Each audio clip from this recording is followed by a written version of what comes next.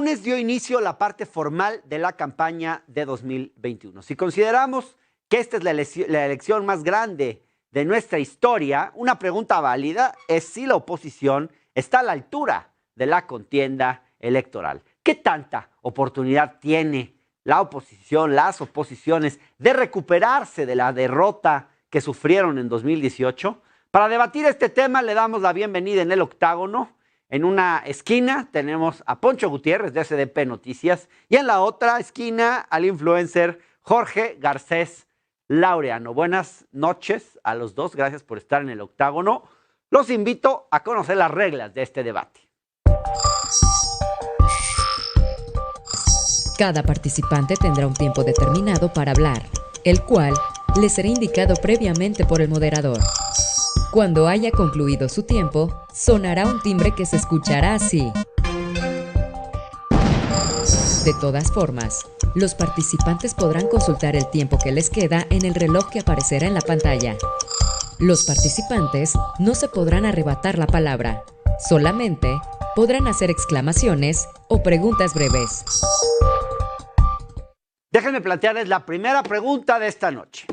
A lo largo de este proceso electoral hemos hablado mucho de Morena, de los candidatos polémicos en ese y en otros partidos, del conflicto con el INE, etcétera. Sin embargo, hoy toca realmente hablar de la oposición y los retos que enfrenta rumbo a las elecciones del 6 de junio de este año. Y voy a comenzar contigo, Poncho.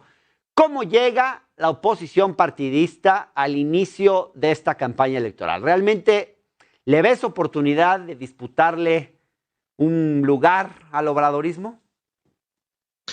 A ver, voy a sonar muy chairo y son las palabras con las que voy a iniciar todo esto. Yo creo que en este año no tienen mucha oportunidad. Y no lo digo porque le quiera hacer la barba a nadie o porque quiera hacer enojar a alguien. Siendo objetivo, siendo realista, viendo las encuestas, la verdad, incluso muchos opositores lo admiten. Creo que... Digo, no voy a dar nombres, pero hace un par de días vimos a muchos opositores diciendo, la tenemos perdida, por lo menos este año. Es que es la verdad, es la verdad. Un movimiento tan grande que arrasó tantísimo de manera histórica como es Morena, con sus defectos enormes que tiene, sigue teniendo la mayoría, sigue teniendo el presidente gran aprobación. Y la verdad es que esta oposición le ha echado ganas, eso nadie les quita ese mérito, pero se han esforzado por lugares donde no son, discursos que no le gustan a la gente, incluso insultos, noticias falsas, mundos fantasiosos donde, según ellos, el 90% del país ya no quiere al presidente, pero al mismo tiempo el presidente usa su 60% de aprobación para jalar votos. Poncho. Discursos contradictorios no tienen oportunidad este año. Jorge, por favor. Sí y no. En cuestiones de comunicación, creo que la oposición no ha estado a la altura de lo que viene siendo la estrategia de comunicación de Morena, ya que a la oposición le ha faltado como que un lenguaje mucho más coloquial, mucho más popular que pueda hacer, que pueda impactar realmente a las masas. Pero en cuestiones de estructura, yo creo que hay una gran oportunidad, en especial por el Partido Revolucionario Institucional. Se vio en Coahuila y en Hidalgo, que creo que es un gran fuerte en cuestión de la operación en el día D, que es el día de la elección. Entonces, si vamos por ese tema de la estructura, yo creo que la oposición sí tiene una posibilidad de poder competir realmente a Morena, ya que Morena no tiene una estructura partidaria como la que tiene el Partido Revolucionario Institucional. Entonces, si vamos por la cuestión de estructura, yo creo que sí tenemos una posibilidad de ganar. Y aparte, bueno, y en el tema de comunicación, yo creo que no ha estado a la altura, a pesar de que obviamente el PRI gobernaba mucho mejor que Morena, se ha visto los resultados, etcétera, etcétera. Lo que Morena no ha podido defender en ese aspecto es que han gobernado pésimos. Ya hay un descontento social hacia Morena que está empezando a crecer y espero que se refleje en las urnas en el 2021. A ver, estamos hablando de una oposición que salió muy lastimada de la elección de 2018 y que en respuesta a esta derrota, PRI, PAN y PRD deciden ahora unirse en una coalición para varios cargos de elección popular. No de todos, pero sí de varios. ¿Cómo ven ustedes esta coalición? ¿Realmente tiene justificación? ¿No le da más discurso a Morena y a sus aliados, digamos, para argumentar pues que el PRI y el PAN al final son lo mismo? ¿Quieres empezar ahora tú, Jorge? Un minuto. si quieres.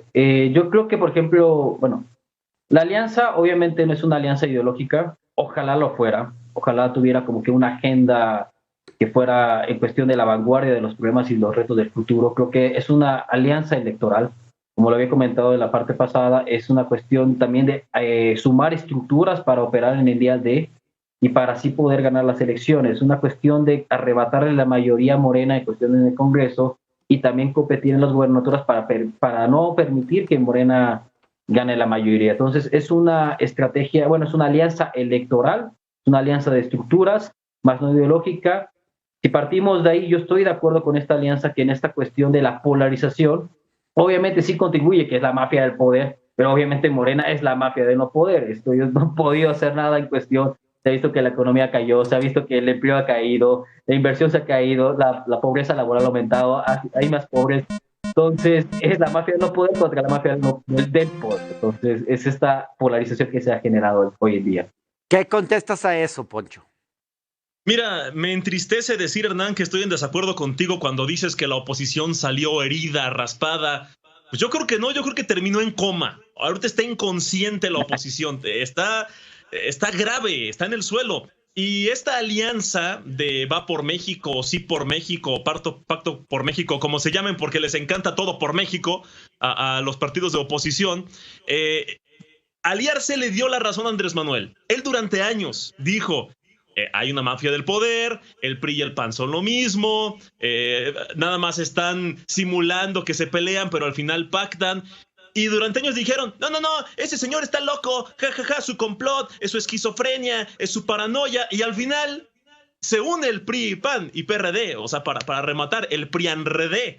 Y yo incluso me burlaba de los chairos que decían, híjole, qué exagerados se escuchan cuando dicen PRIAN, pero ahí está el PRIAN, o sea, el PRIAN ya se quitó la máscara y dice, hola, somos el PRIAN, por cierto, su presidente está loco, el PRIAN no existe. Ahí están. Ahora, hizo más fuerte Andrés Manuel con la gente que simpatizaba con él, dice, ahí está, AMLO tiene la razón, pero también hizo que los que lo odian se unieran, entonces puede tener, quizá, si iban a tener un 4% de los votos, ahora van a tener un 5%, o sea que ahí la llevan, se están acercando. Ahora, no necesariamente está mal, digamos, que los partidos de oposición se junten y busquen competir en la arena electoral, si esto los hace pues más exitosos electoralmente, más competitivos. Eso es parte del juego democrático. Sin embargo, hasta el momento, la bandera de la coalición es simplemente sacar a Morena y después vemos qué pasa. Esa es un poco la idea. Utilizan incluso términos poco amigables para la gente, ¿no? Hablan de contrapesos, denuncian el autoritarismo, en fin. ¿No creen ustedes que la oposición necesita un mejor mensaje para competir con un comunicador tan hábil como es Andrés Manuel López Obrador? ¿Quién quiere empezar? Si quieren, yo completamente de acuerdo con ese punto. Creo que lo que había mencionado al inicio, la oposición en cuestión de comunicación no ha comunicado a las masas, no ha comunicado con un lenguaje más popular, que es lo que ha hecho muy bien Morena durante todos estos años. Por ejemplo, una de las propuestas que tienen es igualdad sustantiva. La mayoría de la sociedad no sabe qué es igualdad sustantiva, mientras que Morena está diciendo estamos vacunando gratis. Hay una gran diferencia en cuestión de términos de comunicación, lo hemos visto en los spots del PAN, que pone a puros whitexicans. Yo creo que tú, Hernán y Poncho, podrían hacer un casting ahí y quedarían perfecto en los spots del PAN. Pero es esta cuestión de que sí, no ha estado a la par en términos de comunicación la oposición. Yo espero que conforme vaya pasando la campaña empiecen a hacer ya una propuesta ideológica en cuestión de un decálogo de propuestas de qué es lo que ellos proponen, porque si continúan con la bandera de que es para derrocar a Morena, creo que van a cometer el mismo error que Hillary Clinton hizo en el 2016 con Donald Trump, que cuando tú te metes a la página web de Hillary Clinton veías Trump. Entonces, creo que ahí sí es un error de comunicación que ha cometido la oposición. Poncho Gutiérrez, por favor. A ver, yo aplaudo a Garcés, qué bueno que se atreva a tener un poquito de autocrítica, le he enseñado bien a mi pupilo. Y cuando dice él que a la oposición le hace falta un discurso mucho más sencillo, mucho más cercano a la gente, tiene toda la razón. El problema no es solo el discurso, sino que esta oposición ha estado muy, muy separada de la gente. Efectivamente, casi son whitexicans, es gente sin conciencia de clase, que suponen que las cosas se arreglan mágicamente, que con la tablet, que las energías renovables porque son nuevas, y yo apoyo las energías renovables completamente, pero no se han puesto a ver la realidad del país, ¿no? Incluso la realidad del mundo, de cómo hacer una transición, ese tipo de cosas. No conectan con la gente, no se muestran empáticos, y obviamente cuando el PRI y el PAN te dice votan por nosotros, por favor, mexicanos, voten por nosotros, es el PRI y el PAN. Es decir, ¿qué esperan? Que la gente diga, sí, te voy a perdonar, tienes toda la razón. No es tan fácil, les hace falta mucho discurso y mucha empatía. Gracias, Poncho. Déjenme ir a un corte. Recuerden que aquí en La Octava sus opiniones son muy importantes para nosotros. Los invito a compartir sus puntos de vista. El WhatsApp que aparece en pantalla es 5574479977. Déjennos su nombre, el lugar de donde nos escriben y su comentario. La Octava en diálogo contigo. Y por favor, inscríbanse a nuestro canal de YouTube, porque ya vamos por el 1,000,000 de suscritos en nuestro canal de YouTube de aquí en La Octava, y pues sería muy bueno que, si no están todavía ahí, se inscriban ya. Vámonos a un corte, regresamos con más de este debate, no tardamos.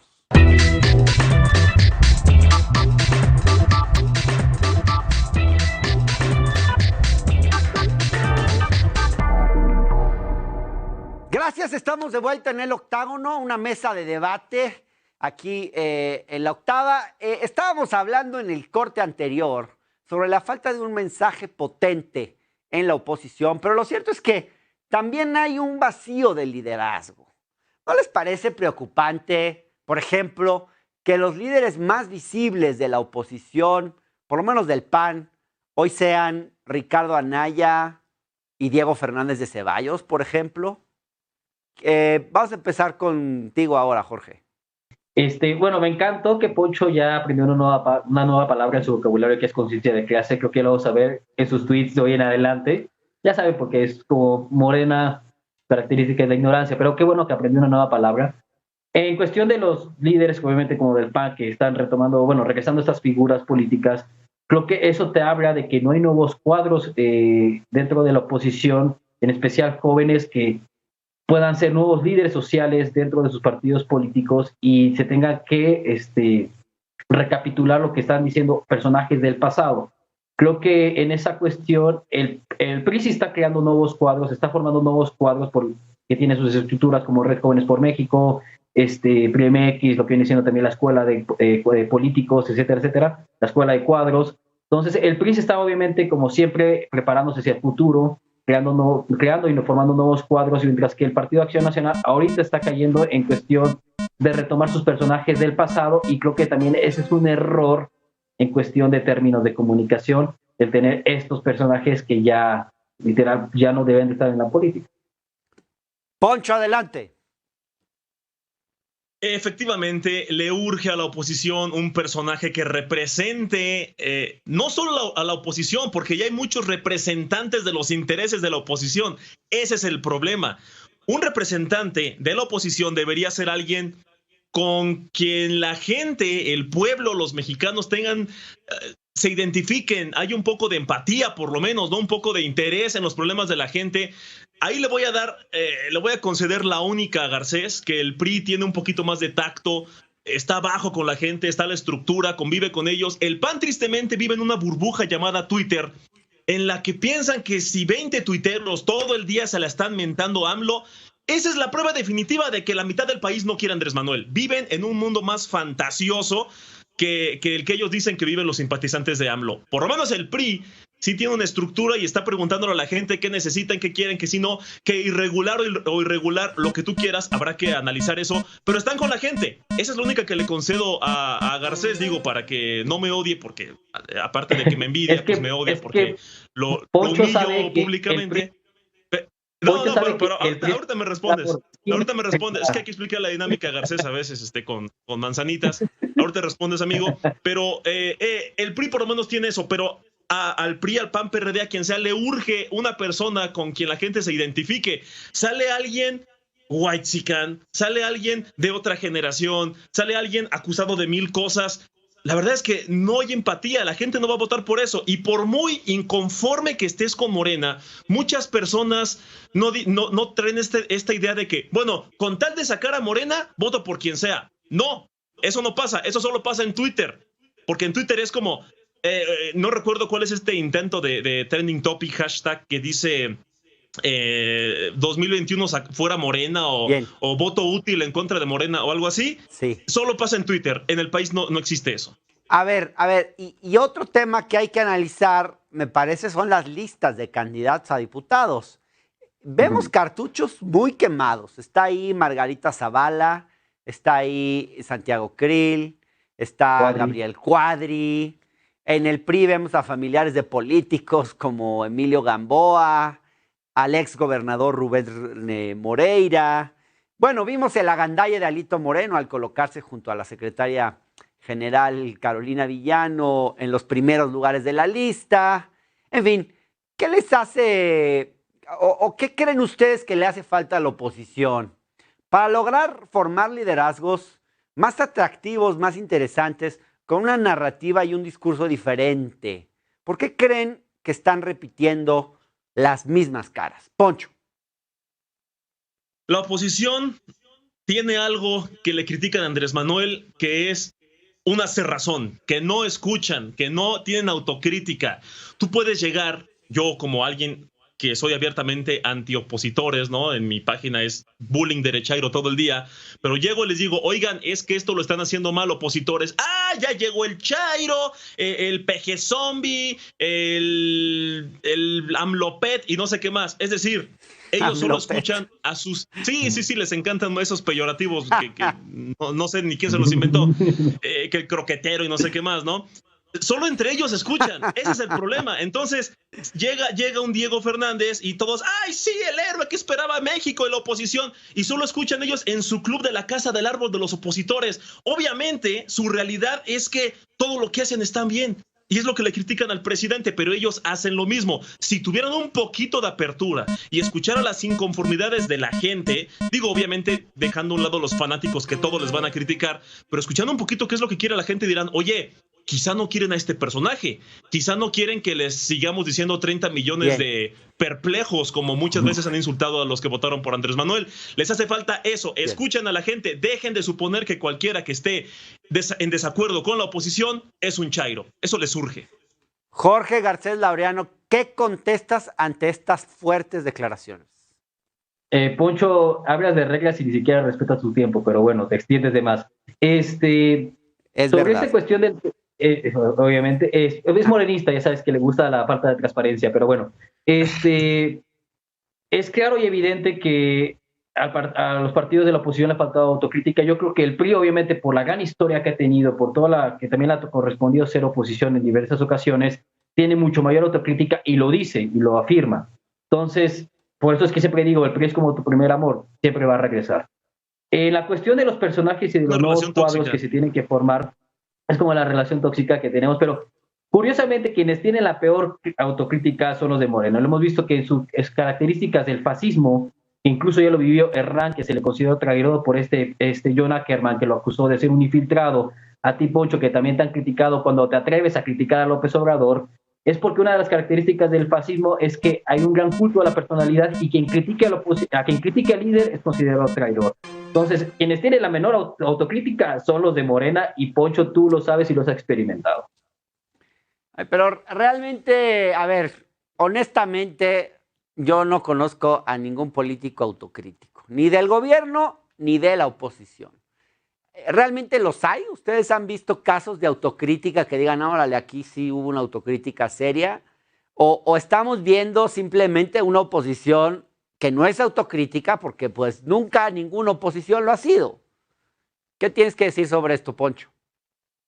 Mira, lo más cercano a una autocrítica que yo he escuchado en política en los últimos años es, pues si en mi partido hay culpables, que los castiguen. Eso es lo más cercano a una autocrítica.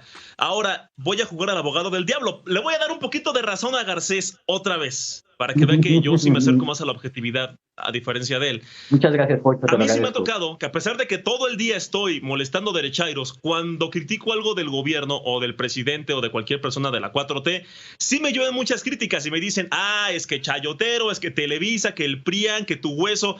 Eso sí pasa. Es decir, no lo niego, pero también pasa de aquel lado.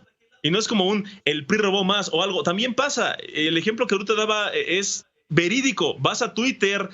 A mí me ha tocado que de verdad a diputados o senadores panistas veo que publican algo ridículamente falso, ¿no? Como ya empezó la invasión militar y le digo, oye, esos militares que dices que están haciendo un golpe de estado, es una exposición militar en el centro histórico.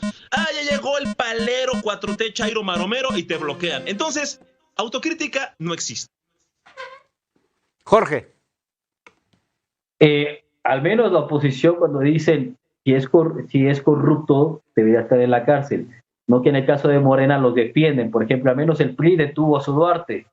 Morena exoneró a su Barlet. Y lo hemos visto que han traído a personajes como Lozoya, como Cienfuegos, y no los han tocado para nada. O sea, dentro de esta cuestión de la autocrítica, Morena incluso defiende a sus corruptos. Defendió a Félix Salgado Macedonio.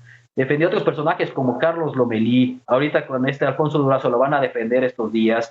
Entonces, dentro de Morena, literal, es los expolíticos corruptos del PRI, del PAN y del PRD que se fueron a Morena, los bañaron en las aguas benditas del lago de Texcoco y ahora ya son literal impolutos, ya son seres divinos que los defienden sus estructuras morenistas y sus voceros, porque dentro de esta cuestión si hay una autocrítica más de la oposición obviamente hacia su historia, a sus personajes que pueden ser como que más oscuros o más siniestros que tienen todavía en los partidos políticos de la oposición, pero en Morena los defienden. Bien, se nos terminó el tiempo, pero se viene una elección y yo quiero que ustedes hagan su apuesta. ¿Cuántos gobernadores se va a llevar Morena y cuántos diputados se va a llevar Morena y sus aliados? Y que me digan qué van a apostar, empezando por Jorge. Pues si quieres, yo puedo apostar aquí con Poncho una cena, o si puede ser ya que pase un poquito más de la pandemia, una cena y romántica, una velada. Una reunión con algunos seguidores de aquí de la Octava y contigo, Hernán, y quien pierda obviamente la paga. A ver, en el caso de Poncho, ¿cuántos yo creo que va a ser yo creo que Morena va a tener como 6-5 y van a conservar un poquito la mayoría, pero ya no van a poder aprobar lo que viene siendo esta cuestión de las reformas constitucionales, que creo que se requiere el 75% aproximado en el Congreso. Entonces yo puedo hacer esa apuesta con Poncho. Poncho obviamente va a decir que 15, todos van a ser Morena, pero ya sabes, así son los arrastrados de obradoristas, pero bueno, veremos. Poncho, ¿cuál es tu pronóstico? Mira, voy a ser realista. Yo creo que obviamente Morena no va a ganar todas, pero coincido un poquito con Garcés. No se vale, digo, una apuesta no se trata de eso, pero me voy a ir un poquito más arriba para ganarle, para que le duela más. Vamos a decir que 8. 8 se quedan. 8 gobernadores. ¿Y sí, cuántos diputados? Yo creo que sí. Sí, y apostamos esa comida con los seguidores de la Octava, que ya van casi al 1,000,000, o sea que ellos ya tienen más votos que el PRI y PAN juntos, o sea que la Octava puede tener más jale que los partidos de oposición, Hernán. Ya está cerrado.